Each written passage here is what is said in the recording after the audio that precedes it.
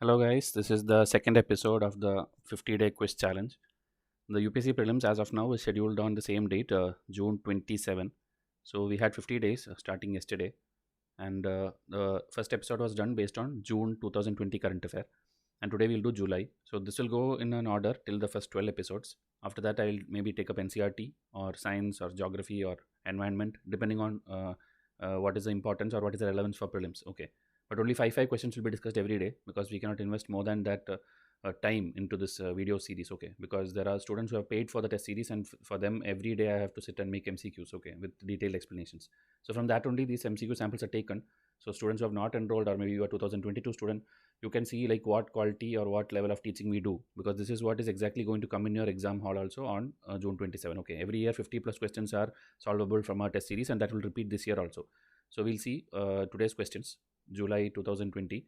Before that, we have this partner channel, Vysh courses, in which it will be non-UPSC stuff being put there, and whatever updates which comes. Okay, because general awareness is also required other than this exam oriented things. So whatever happens related to corona, or any video from the UNICEF, or any important thing, okay, which maybe doctors say, or maybe DRDO yesterday invented that medicine it has got approval. So these kind of things which are very important for you to know, that will be there on this channel. Okay, so you can subscribe to this channel. This is like as of now a very small channel without much content. Okay, your spectrum and all those some lectures are there just for your reference, but UPSC courses will still continue on the Vysh IAS main channel. Okay, but still I'm telling, this channel every day the COVID related updates and general awareness related things will be there. Okay, no other unwanted masala content or which is not useful for you, only the very minimum things. Okay, so you can subscribe to this channel as well.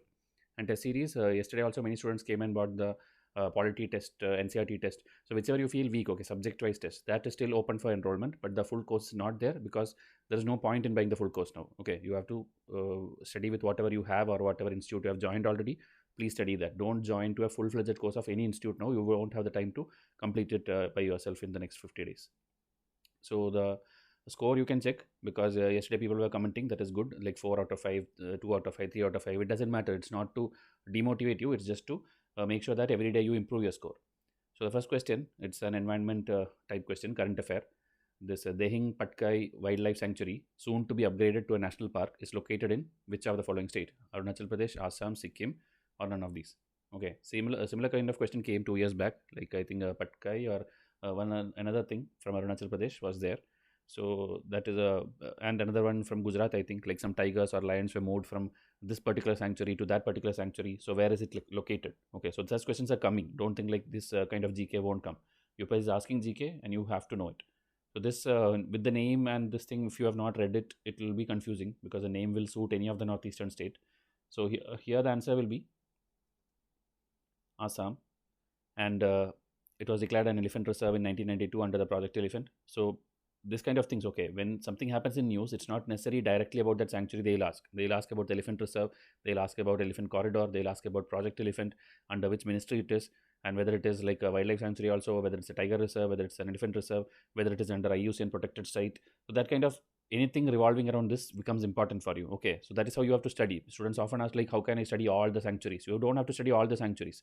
You have to study the various things which came in the previous year papers, and also which is in the news in the last 1.5 year. Okay, so that will be at least 20. Okay, 20, 25 will be there. More than that, no sanctuary will come in news for 1 year. Okay, then here again the news item is there with the link. Okay, Indian Express article came that is going to upgrade into a national park. So here again controversy was there related to National Board of Wildlife. So that body also becomes important to you because that also came in the newspaper. So when we give you notes, we along with this explanation, this is also given. Okay, like it is chaired by the Prime Minister of India. Its vice chairman is the Union Minister of Environment. Then ex officio members, all anything which UPSC can ask. Okay, everything will be covered. You don't have to study anything outside the textbook. That's why we, if you see our timetable and schedule also, we don't give any textbook reference for environment or science and all, because our test is enough. Okay, from that only questions is going to come, whether it's like environment static test or current affair. This is the maximum which will come. Another set of 2-3 questions which comes from outside all these things will be difficult for everyone. Okay, because that may not be in the usual newspaper. It will be in a Sunday column or maybe an old current affair that you can skip in the exam hall. But these things which comes in the news will be definitely covered in our test. Okay, Now, which of the following are true about agriculture infrastructure fund? Okay, fund related many questions used to come. Now, last 1 or 2 years, I think it's reduced, but it can again come back. Okay, because many funds are there, especially in this COVID time. Many funds are in use. Okay, for the relief and these things. So, agriculture infrastructure fund, you have to tell which of the following are true. It was set up by NABARD and SIDBI, which are again important bodies, and it has a corpus of rupees 40,000 crore, which will be given out as grants. Okay, so the corpus also, and whether it will be given out as grants. So it's a two-statement type question, and you have to know both the statement to solve this. So this also was in news. This fund was in news. So I'll show you the answer. But this kind of question, okay, I think NIIF, the same statement was there. NIIF, the statement was it has a corpus of 4 lakh crore. Okay, but the answer was 40,000 crore. So they just added 1 0 and made a UPSC question for you. So they can ask numbers, they can ask figures, but 99% of the time when numbers are given, it will be false. Okay, 99%. You take any question in the previous year paper, it will be false. So here also it is false. Both the statements are false. This is actually announced by Finance Minister as part of this 20 lakh crore Atmanirbhar package, and it gives loans, okay, not grants, through the banks and financial institutions in the country, okay, to the agriculture sector, to the FPOs, startups, primary PACs, okay, primary agriculture credit society, agri entrepreneurs, etc. So all these things are given loan. Okay, so loan of rupees 1 lakh crore will be sanctioned and disbursed under the scheme. So it's not again 40,000 corpus. So both the statements are wrong, and it is just a current affair but asked in a UPSC style. Okay, so this is how you have to prepare any topic. I'm telling for 2022 students also, because they don't know now when they read a newspaper what to focus. If it's a fund, you should know who is handling it, or who is implementing it, or where will that fund go, or where will that money to the fund come from. Okay, that is the minimum 4-5 things you have to know about any fund which you study. Okay, we have a revision chart also where many funds are together mentioned, and from that last year or before that, I think 2 questions directly came from that revision chart. Okay, so it's kind of an economics question. So again, more details are here with the link. Okay, on 8th July 2020, a new pan-India central sector scheme called Agriculture Infrastructure Fund was given approval by the Union Cabinet under the chairmanship of Prime Minister Narendra Modi. So this is the news, and based on that news, this question is formed. Now this is a history or art and culture type question. So Kanjur or Kanjar, I don't know how to pronounce this, but this term was in news. It is related to which of the following religion? Okay, Sikhism, Judaism, Buddhism, or Jainism. Okay, so this one is like again a static if you have studied in textbooks, but if it's actually a person who reads newspaper, this was in news. Okay, this was in news in July, and that is why this question is formed. So I'll tell you the answer here. This is C, Buddhism. Okay, so here this Mongolian script it is. Okay, Mongolian manuscripts, it's reprinted. The National Mission for Manuscripts, the Union Union Minister of Culture will be reprinting all the 108 volumes of this thing by 2022. So this an item is there in Indian news. Okay, a Mongolian script is going to be reprinted. So that is why this is important. And this is a word by Lord Buddha that means concise orders. Okay, so UPSC is asking Buddhism, Jainism terms every year. Okay, every year, and that is going to be difficult when the years is going to proceed, because they are like almost exhausted. Whatever simple terms or whatever bookish terms are there, they have already asked many times. Okay, the Buddhist councils, the Buddhist methodology, their process, their vows, or whatever they usually deal in textbooks, that's all asked many times. So now they are taking difficult questions which comes in newspaper. Okay, like what is the future Buddha called, what is the past Buddha called, where is the Buddha's inscriptions written, where is the Buddha's paintings available.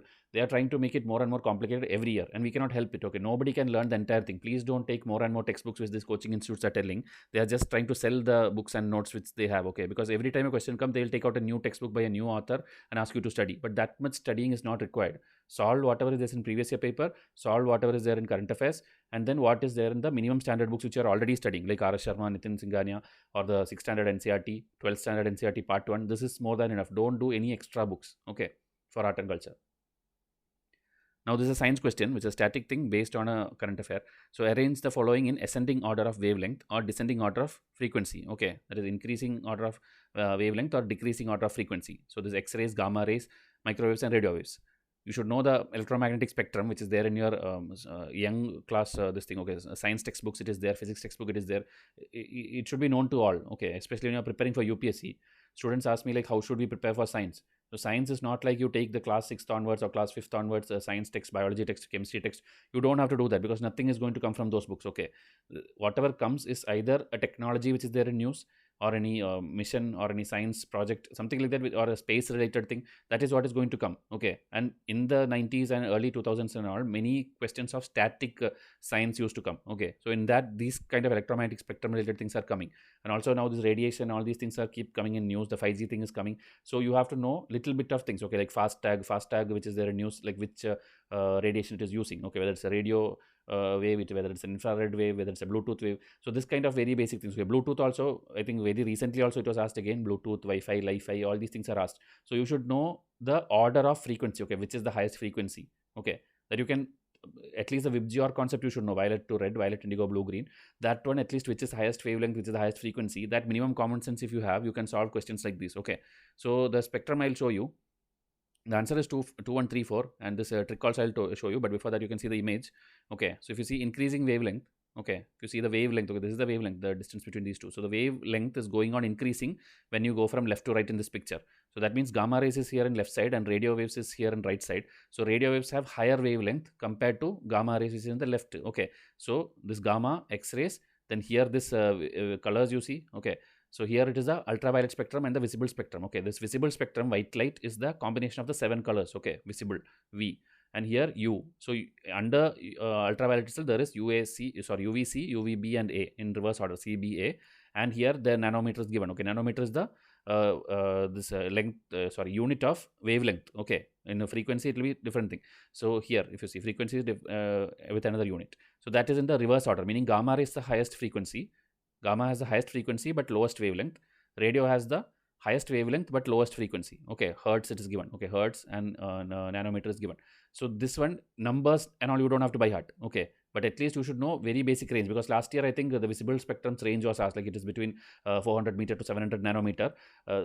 This is asked. Okay, in 2020 prelims itself is asked. Okay, so you have to know this very basic things, like where is the visible spectrum, where and which order it is, like whether UV rays has higher frequency than this thing, it is true. Whether this has higher wavelength than this thing, that is true. So like that thing. Okay, so for that is what I'll show you the trick to study this. Okay, so frequency decreasing order or increasing wavelength, that is the GX and MR. Okay, in between that UV will be there, your ultraviolet and visible. So GX, UV, MR, this is how like I remember. So if you take gamma, X-rays, ultraviolet, and within ultraviolet there is C, B, and A, and then there is visible, and within visible it will be like violet to red in this order. Okay, meaning red will have the lowest frequency but the highest wavelength. Okay, because this side wavelength is high. Okay, and this side frequency is high, so violet has higher frequency. So that is within the U and V. Then infrared is there. Infrared is like, you can know, like after this red it is infrared, beyond this violet it is ultraviolet. Okay, like that you can remember UVI, then M is microwave and R is radio wave.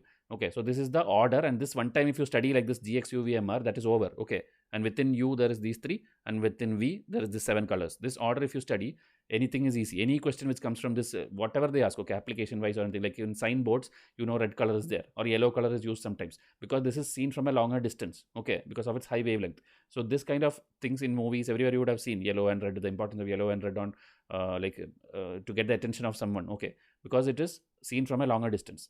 So this is the basic science and static part of it. Now this is the current affair.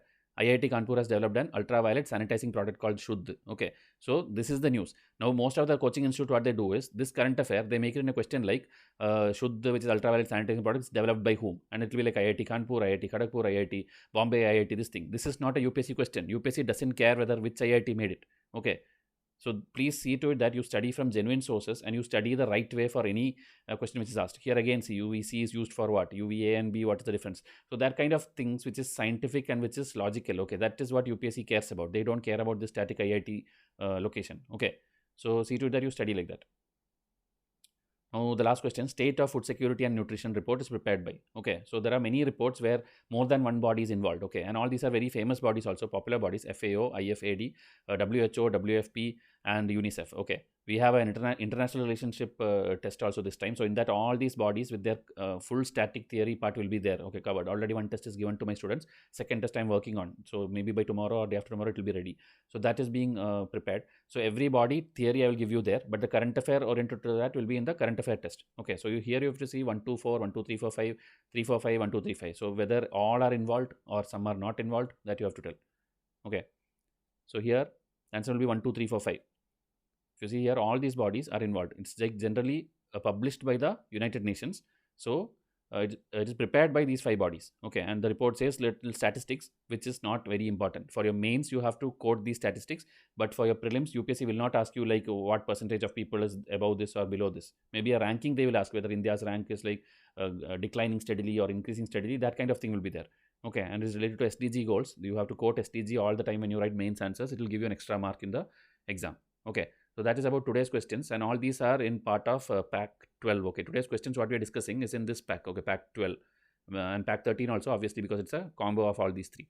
Okay, so older current affair, there is a combo here. This pack 10 and 11. Pack 12 is separate. All 3 together is this pack 13. Okay, and the full pack is all closed, as I told. Then science, environment, geography is here, from which also many static thing you can learn from today's topics.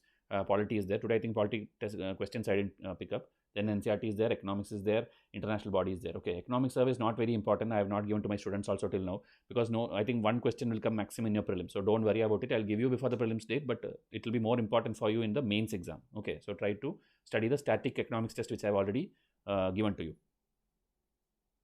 So this channel also, please subscribe. Now I'll wind up this video. Tomorrow we'll come with the August current affair. Thank you and have a nice day.